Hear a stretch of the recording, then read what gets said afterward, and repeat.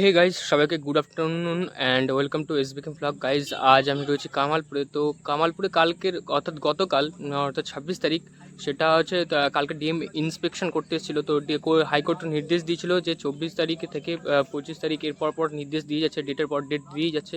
তো কালকের DM high court বলেছিল যে ডিএম আসবেন, ডিএম এসে এখানকার জেলা শাসক যে ছিলেন সে ডিএম এসে এখানকার সব কিছু ইন্সপেকশন করবে জায়গাটাকে। তো তারপরে সেই হবে। তো আজকের 27 তারিখ, অর্থাৎ আজকের 27 তারিখে এসে যে আজকের কোর্টের কি রায় বেরিয়েছে না বেরিয়েছে সমস্ত কিছু জানবো আমরা প্রধান শিল্পীর থেকে, এ টু জেড সব কিছু। আর এখনও পর্যন্ত কাজ করতে পারছে না শিল্পীরা এখনও পর্যন্ত কোনো কাজই হাত দিতে পারছে না, কোনো কিছুই করতে পারছে না।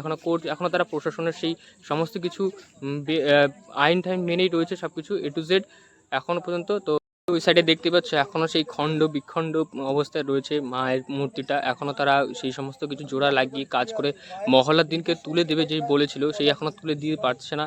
আর এদিকে এখনও পুলিশ পিকেটিং করে রয়েছে, এখনও কোর্ট পারমিশন দিচ্ছে না।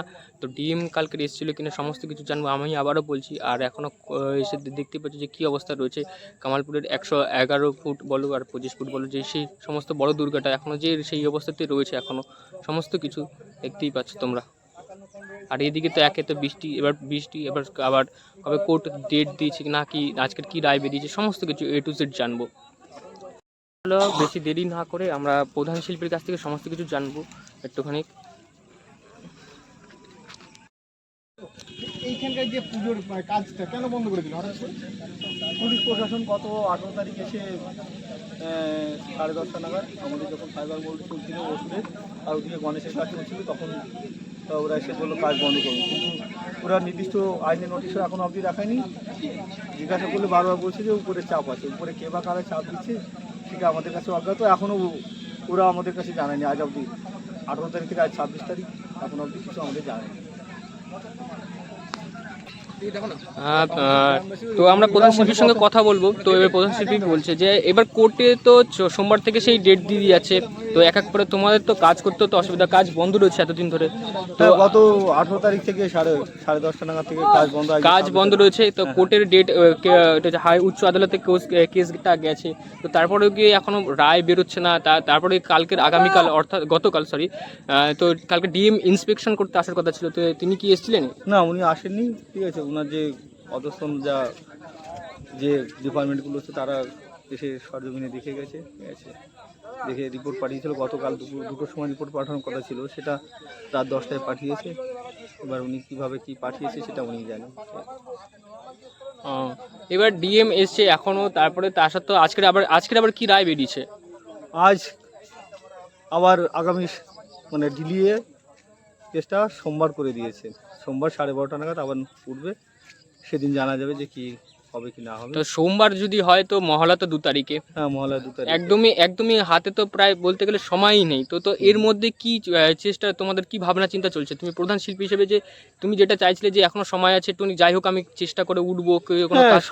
এখন সময়ের সংকট।